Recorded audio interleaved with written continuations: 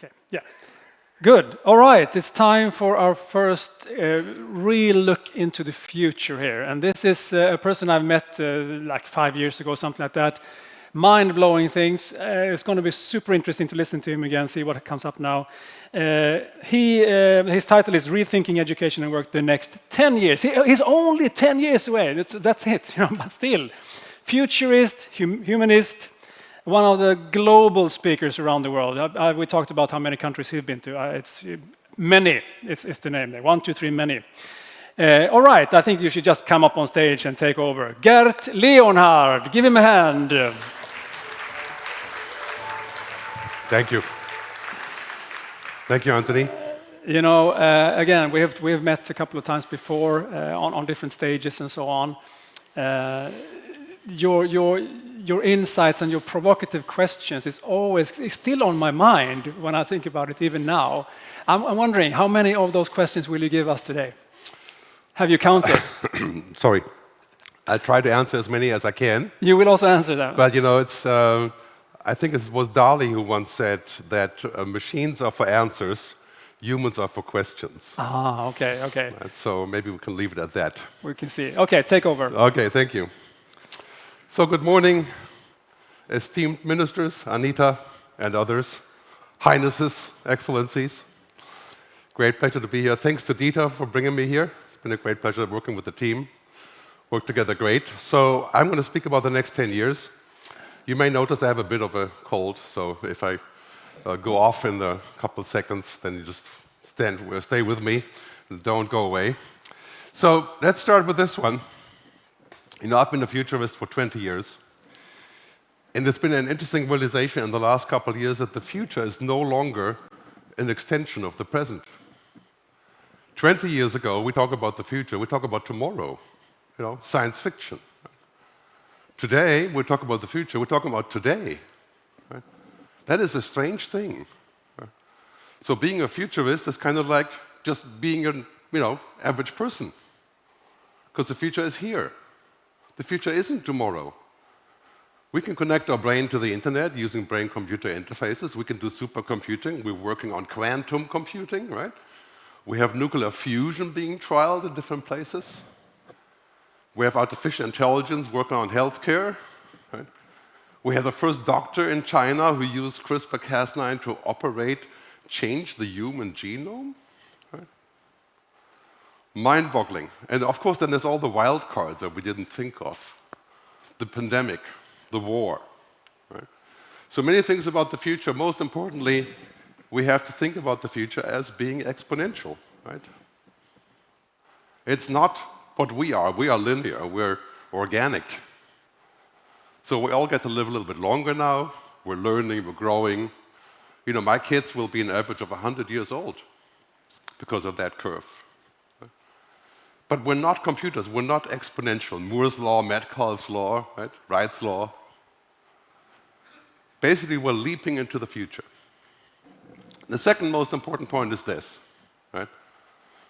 We're actually not like this. A lot of people feel this way today, right? Because what can we do about, there's Putin, there's Russia, there's the Chinese, there's inflation, there's COVID, there's the bad people in Davos, there's like a long list, right? I mean, if we want to take a look at the long list of bad things, right, it's basically from here until the end of the building. Okay. If I speak to my own kids, my older one is 33. He talks about this, right? He feels like a turtle on the back, can't do anything. Right? It's kind of like, right? We have to realize the future is not something that just happens to us. If we make it. It's not made in Silicon Valley. It's not made in China. Right? It's not just dropping down on us. I live in Switzerland. I'm from Germany originally. German people are very much into perfection. Surprise. Right? So the future for them is suspicious because it can't be perfect, right? It's made up. In America, it's all about the future, about making everything up. It's completely the other way around. If you go to America or Brazil, it's all like the future is, everybody wants to make the future, right? It's interesting here in Europe, we have this problem. We like the past. Sometimes we like the present. and the future makes us suspicious. That is a very big mistake, because the future isn't hypothetical. Right? It's arriving here today. So I set out last year, in the middle of the COVID pandemic, to make a film called The Good Future.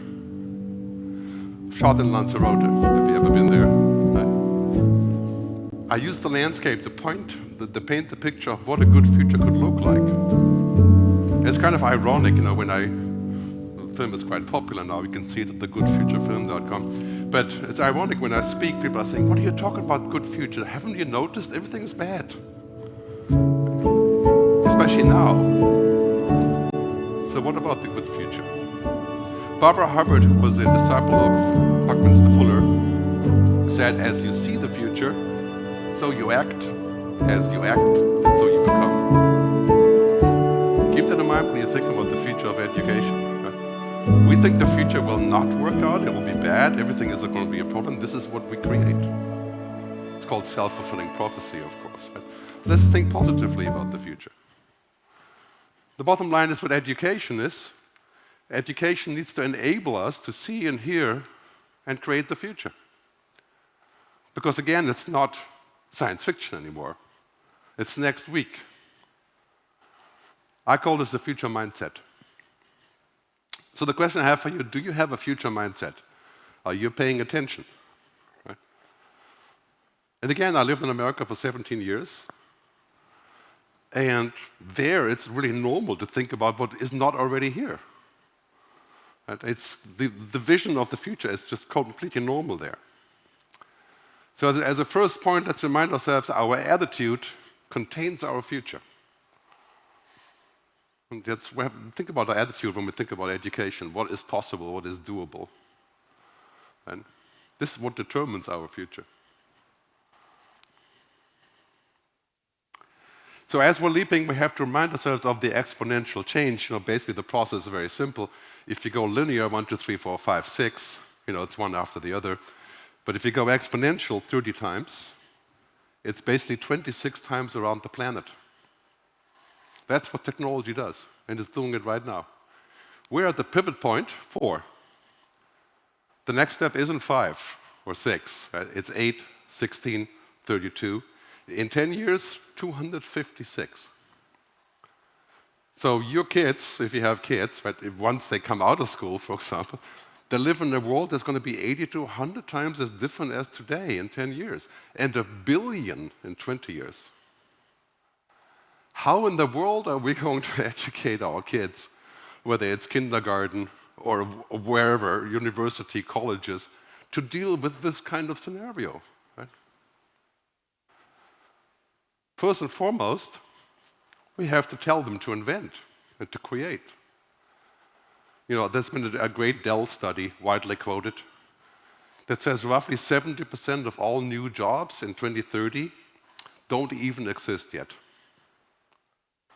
Think about that for a second. How do you train people to do a job that doesn't exist?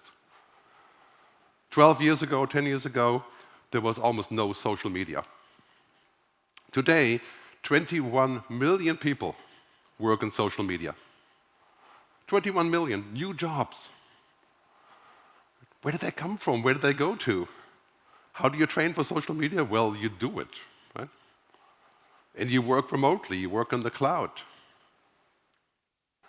So very important to keep that in mind where things are going here, because this is the list of things that are going wrong. It's only a partial list, right? World Economic Forum. So, social cohesion problems, livelihood, climate action failure, mental health deterioration, extreme weather, debt crisis. Well, you won't sleep if I read the whole thing. What do we need to solve this? I call this perma-change. Right? It's like, we're living in a world where this is actually not going to get much better. This is basically what we have. Right? And this perma-change, the next 10 years, will bring more change than the previous 100 years. Imagine if we invent, for example, nuclear fusion. Well, we're working very hard on that. There's trillions of dollars going into this, right? It would mean abundant energy in 10, 15, 20 years. Imagine if we actually get to figure out how we can prevent cancer by analyzing the human genome. Right? So that's all in the space of the next 2 decades. Here you see some graphs on this. This one is important as we're looking at basically technology is making everything cheaper and cheaper and cheaper. Whether it's human DNA analysis or AI computing, cloud computing. The next one shows you, again, healthcare. What's switching here on global digital healthcare? I mean, healthcare is becoming digital. That means we're going to use data and analytics to drive the future. Here you see what's happening with artificial intelligence. It's going to make paralegals and office and admin support 4 times as efficient by using intelligent tools. Does that mean some will be replaced? Probably. I mean, if your job is routine, 90%, you're not going to fare very well here, right? Because that's what machines do. They do routine, monkey work, basically. Right? And this is, of course, what's happening all around us. Again, exponential climate change. There's a lot of people saying the next 100 unicorns, billion-dollar companies, will be in climate technology. World Economic Forum says 300 million new jobs in climate technology in the next 20 years. Green is the new digital. Right? This is basically what's happening. So we're moving into a world of technology, into a world that's essentially kind of upside down. Right? And I'm going to give it to you straight here. Right? Traditional education, as we have it now, is unfit for this exponential perma-change future. And of course, we're kind of suspecting this already for some time, right? That we have to amend how we teach. I mean, I went to University of Bonn. I studied philosophy and comparative religion. And then I went to music school, 1986 in Boston. What did I learn at music school? How to play every scale, in every key, in every position, flawlessly, on demand. Was that helpful? Yeah. I learned Hebrew, Latin, and Greek in university. Was that helpful? I'm not so sure. Do I use it there somewhere? Yes. But what I'm really using today in my last 20 years of my work is to learn how to unlearn. Right? How to question my assumptions. How to force myself to become comfortable with being uncomfortable. That's my job. Right? And how to stay alive and positive. That's what I do now. We're living in this world. The military says VUCA. Right? You know that word, I'm sure. Volatile, unorthodox, chaotic, and ambiguous. And what we have to do now is we have to flip this. Because the VUCA isn't going away. It is going to be out velocity, speed, unorthodoxy, co-creation, and the good old American word, awesomeness. How do we get somebody to be awesome in school? Can we teach that? Well, this is a life skill, obviously, right? Velocity, unorthodoxy. When I talk about unorthodoxy, I remind myself of Richard Branson. The UK entrepreneur, Virgin, and so on. Right? He started 267 companies. He's dyslexic, right? I mean, his skill of starting things, just doing new things is mind-boggling, right? So in this perma-change world, we're going to have to go down this way. Buckminster Fuller, famous futurist, designer, polymath, one of my great mentors, he says all children are born geniuses, but 99 out of every 10,000 are swiftly and inadvertently de-geniused by grown-ups. He actually said that the schools serve a primary purpose, which is to remove the genius. I wouldn't be that hard, but we have to think about this, right? What do we need? Do we need a workhorse, like in the old days, the postal horse that brings the mail? Right? Or do we need racehorses? Do we need kids to go faster and quicker? So as we're moving into this future, it's quite clear we're heading into a series of revolutions. You know, this one was 150 years ago, 100 years ago, digital revolution now, right? And this is the big one that's happening right now, the sustainability revolution, the green revolution. And the last one that we're talking about today is this one, the human revolution, the human renaissance. You know, why is it important to be human? Well, because machines aren't human, and we shouldn't make them human. We shouldn't strive to make them like us. They're just tools. I know if you've ever driven a self-driving car, I've tried many times, they don't drive like humans. They do a very good job. You know, I fall asleep in Los Angeles because of jet lag. I did that 2 times. And the Tesla has taken me safely in the traffic jam, and I'm sleeping. Not supposed to, but works. Right? Good purpose. Take the self-driving car to Beirut or Rome, it will last about 2.5 seconds. Right? Humans are not machines. And this is why education needs to think about what we do in the human renaissance and this picture of how we're going to come together. The most powerful thing is that we're looking at an education revolution. Just like a digital revolution and the green revolution. The next Google will be in education. Because education is no longer about teaching kids or colleges, so it's lifelong. Right? And we're going to see many people work in the cloud, remotely. How do they study? Right? Where do they learn their new skills? How are they going to get what they need? Because let's face it, this is the reality. Right? Humans and machines. More and more and more intelligent systems. But here's the thing, of course, human intelligence and AI, artificial intelligence, are completely different things.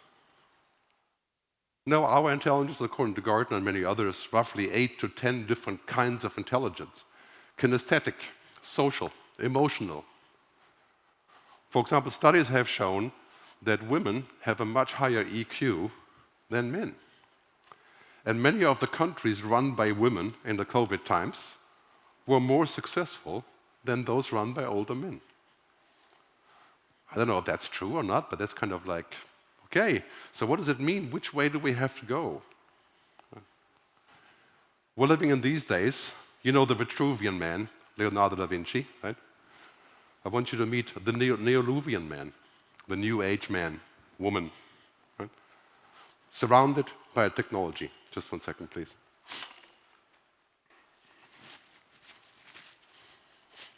So, the Neoluvian woman, man, is surrounded by data, cloud computing, the Internet of Things, right?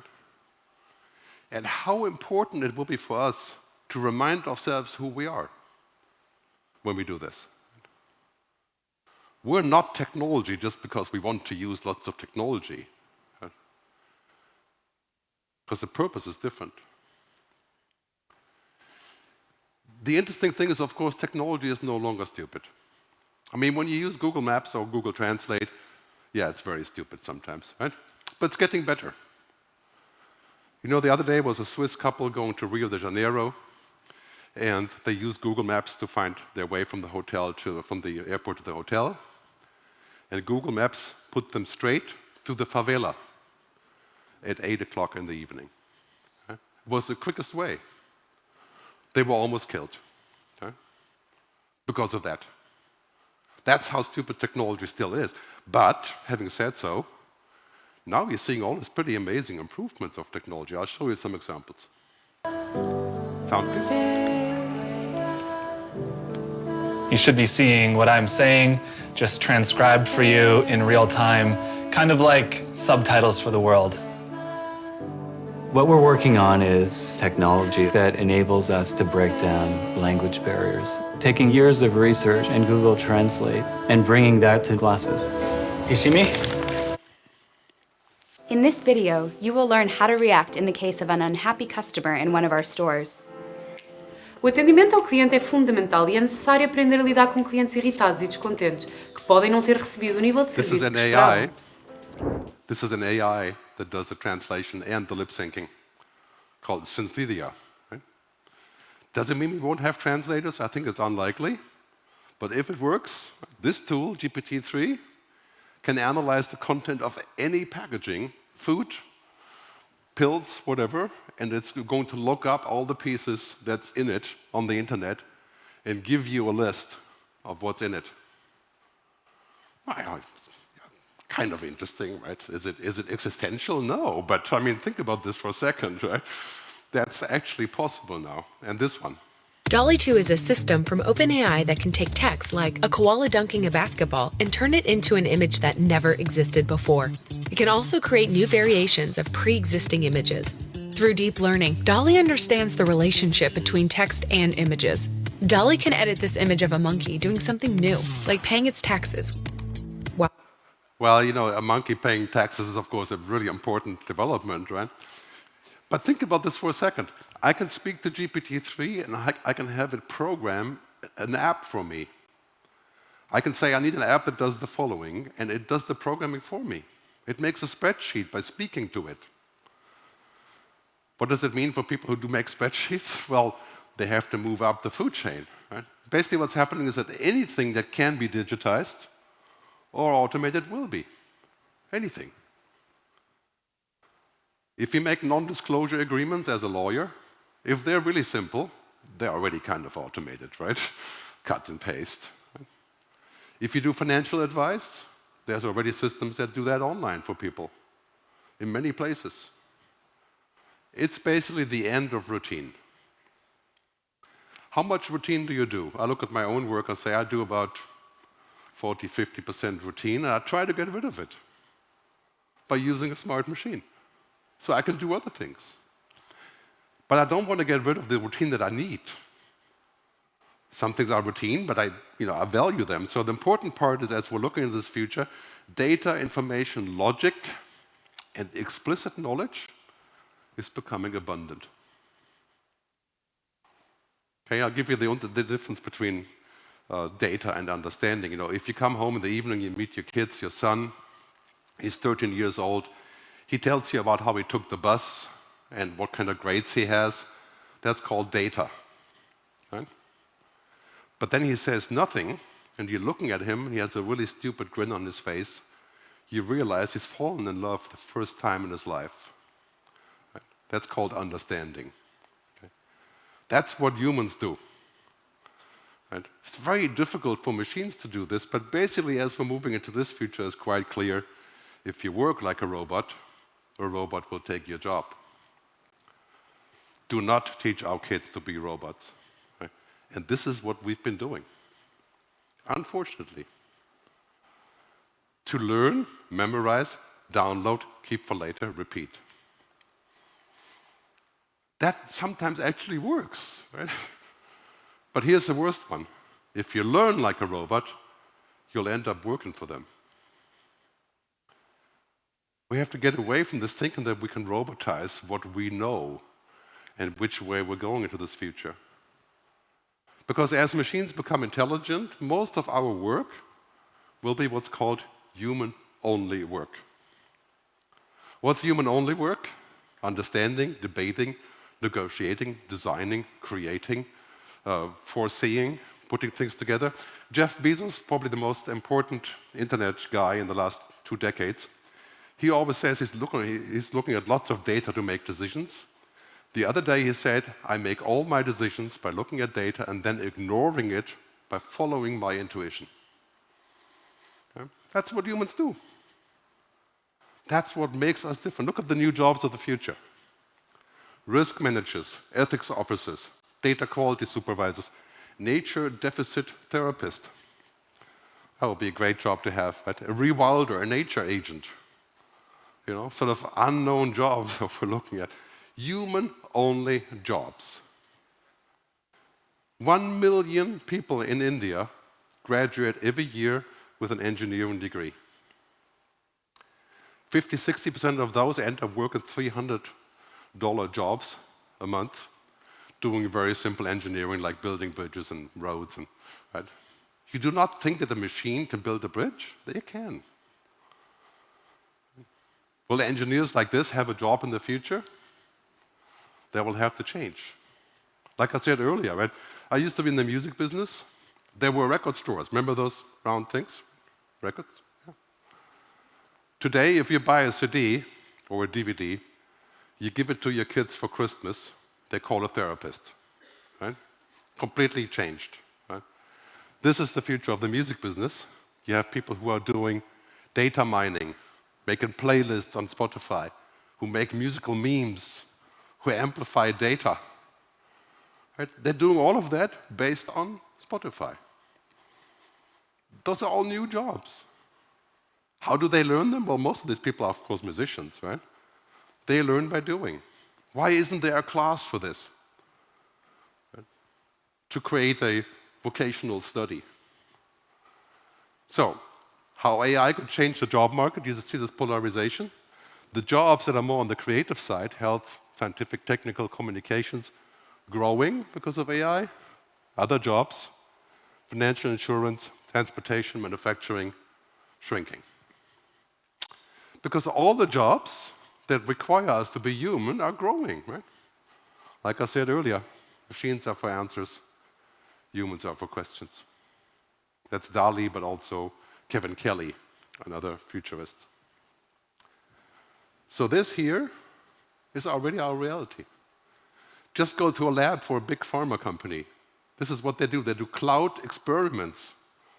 Right? Rather than doing them in the lab, they're doing them in the cloud for 100 trillion copies, and then they do them in the lab.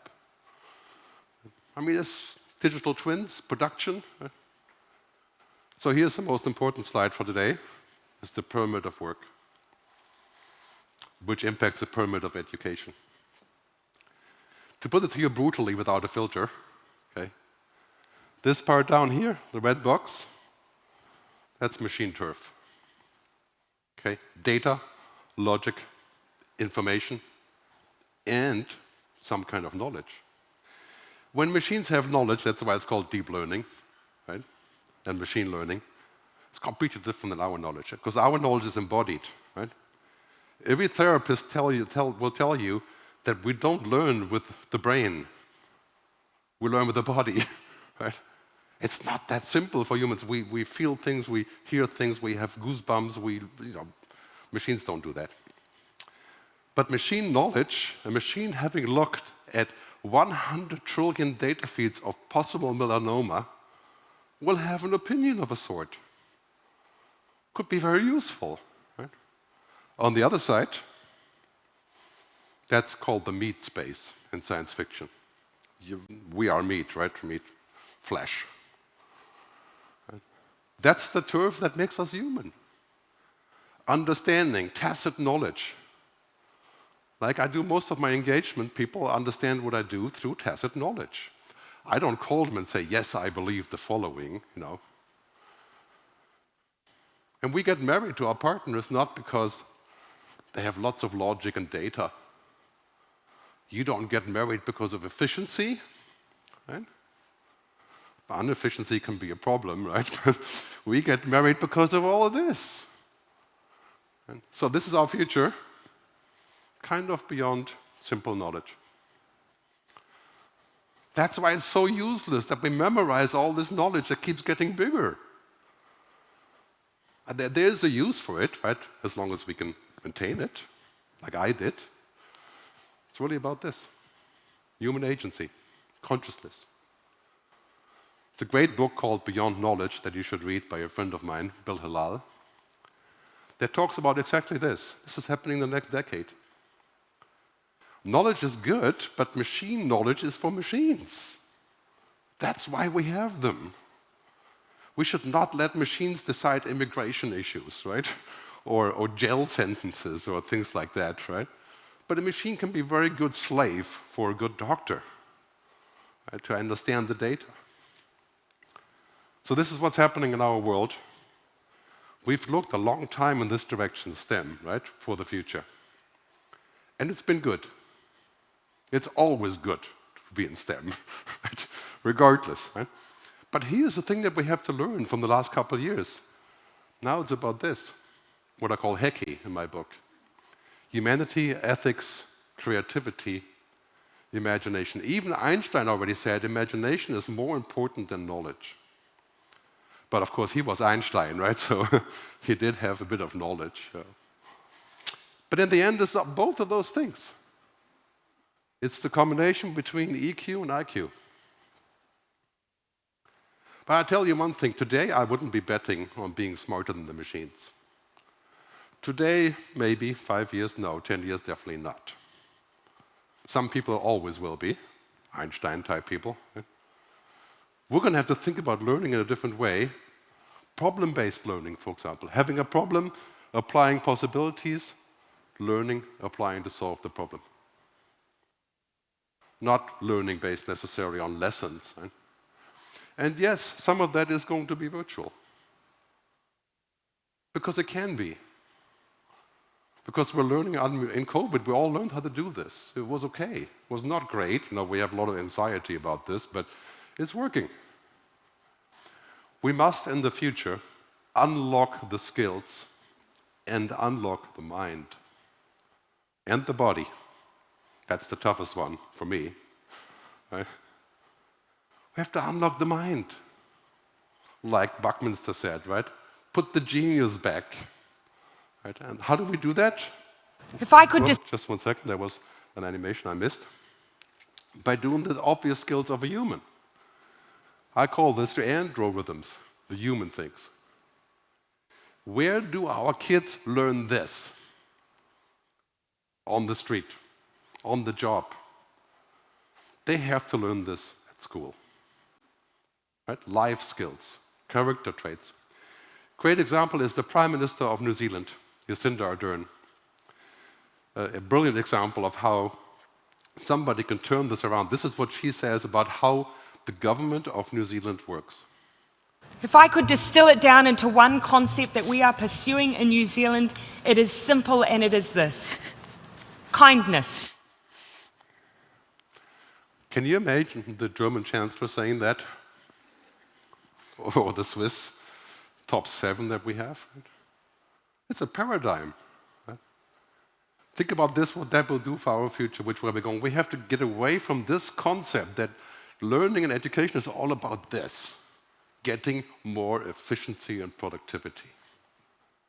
I think that was somewhat true before COVID. But you know what really matters today? It's not efficiency, optimization, it's all of those things.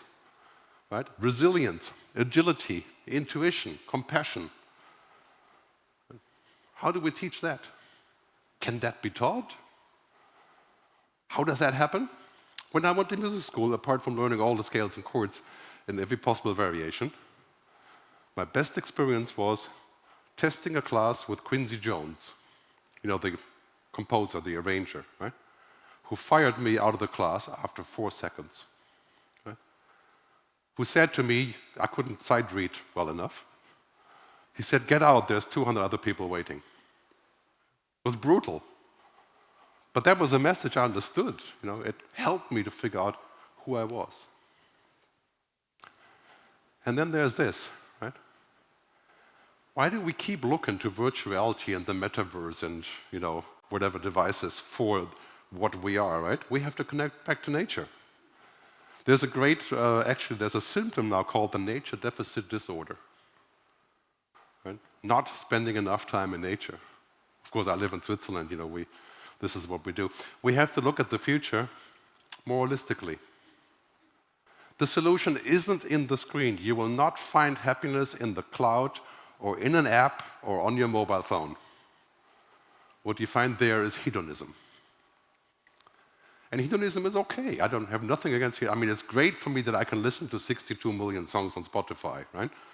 Or call everybody in the world for free. Right? That's great. But is it happiness? Right? That's a different story.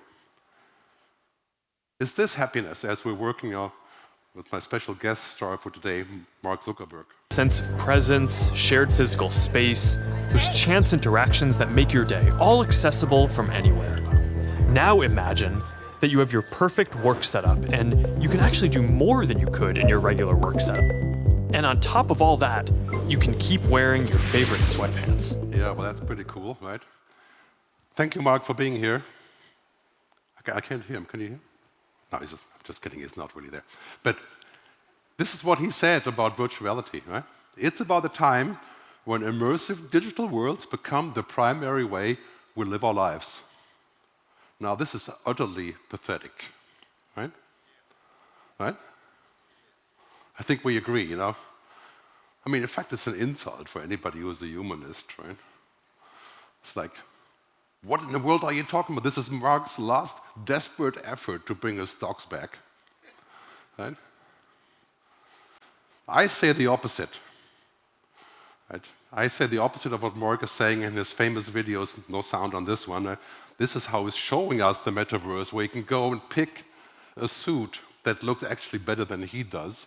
But here's my response to this. It's about our actual lives to live to the fullest extent possible, supporting that with great technology.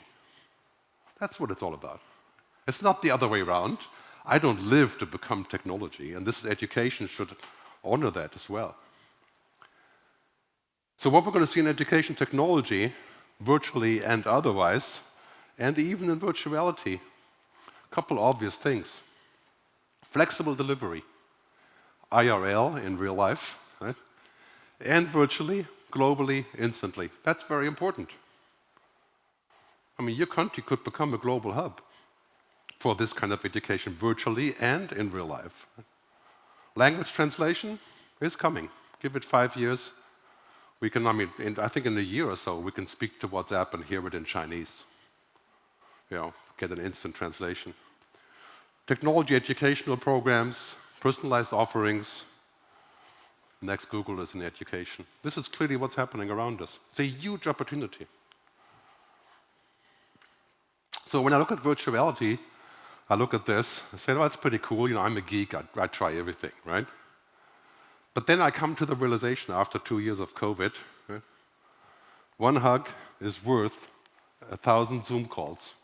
It's not giving me what it's supposed to do, but there's basically the realization that what we're doing online is useful, but what we do offline also has its use, right? It's just completely different. Sorry, I didn't make a very good point with this, but technology, or can you say, it's not always on your side, right? So, some suggested action items, and then I'll be done. The first question that we have to ask, what kind of future do you want for your children, for yourself, for your grandchildren? You know, when I ask myself that question, my kids are 26 and 33, I have a lot of questions to answer. You know? Like they're saying to me, I'm 61, right? Most of the climate change problems in the world were caused by people like me, our age, right? We created 2/3 of the entire CO2 that our kids have to live with. And then I'm wondering, are they going to live in a world where there's no jobs because they don't have the skills? And how do we balance this? So one of my older sons, he said he doesn't want to do an MBA. Rather, he wants to go travel in India for a year. I said, great idea, I'll give you some money. Just don't get killed. Do it right. And I think it was much better than any MBA he could have gotten. Right? I mean, it's just a different kind of education. Many of us may feel this way right now, especially with the war going on and the inflation. Closed doors. But you know, I think it's actually a little bit different. I think the doors are opening now. And we're going to see a great opening next year. We may, in fact, head into kind of a strange golden era. I know this is very optimistic, right? Given what we have right now. But I'm with Gramsci, who said, pessimism of the intellect and optimism of the will is what we need. We can be intellectually pessimistic and question things, but we have to have optimism of the heart to build education in new ways. Going back to this, right? Velocity, unorthodoxy, co-creation. I'd rather have my kids be awesome than be truly intellectual overachievers. I mean, if they can be both, then even better. Right? Unlikely, unfortunately. And also a key message, the future is better than we think. Stop paying attention to social media telling you that everything is bad and that everybody's evil and everybody's an autocrat and we can get nothing done. Right? That's what's being amplified in media. Especially if you watch Black Mirror, anything on Netflix, right? The future is going to end bad for us. The robots will take our jobs, and then they will harvest our bodies for energy. Right? That's the outcome. So in a nutshell, as we're looking at this future, Marshall McLuhan already said, education must shift from instruction to discovery, to creation. That was 1964. How long will it take for us to make those changes, to shift to discovery and empowerment and creation? Imagination. How do you learn that? How do you put it together? C.K. Prahalad, Indian philosopher, says, imagine the future may be more important than analyzing the past. Now, I think if you're an academic, you may have an issue with that, analyzing the past or the present. Right? But imagine the future, right? We're imagination bound. We're no longer resource bound. All of the action is in ideas and concepts. Right? So a couple of quick bullets. We have to prioritize imagination, intuition, and human agency. Go beyond this efficiency obsession, fitting people into slots. Right? We have to end this artificial separation of school and life. That is deadly. Right? Young and old, like only young people study. Right? We're going to live in a world where a 75-year-old man will have his 47th career. Okay? I mean, this is the world that we're going into, a new situation. We have to cultivate character, personality, mindset, right? Not just logic. Again, there's nothing wrong with logic. If you're brilliant in logic and mathematician, that's also great, right? But we're going to need both. We have to bring degrees and experiences on the same level. More vocational training, more short-term agreements, right? More possibility to learn new things.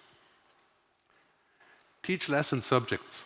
I can think of nothing worse than this concept of teaching a subject, English and history, and right? Let's work on problems. Let's do a climate change class that looks at physics and biology and politics and language and looks at all those things together. Let's pursue flow. If you're an artist, you know what flow is, right? Flowing along into the job, right? Stop downloading, right? It doesn't work. And there's too much stuff to download. We have to engage, not memorize. If you can memorize a little bit, that's always good. Right? Nothing wrong with it. The key to the future is this: awesome humans on top of amazing technology. And that's really what education should be all about when we're looking at this future, right? What I call the good future. And this concept, let's have a different narrative.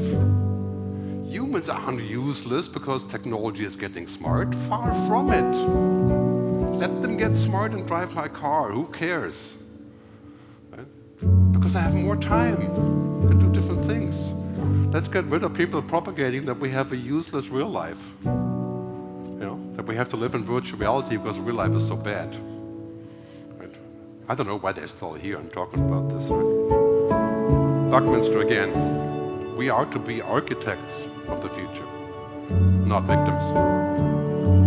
And we have to get our kids and our students to think about being architects of their own future rather than victims of the present.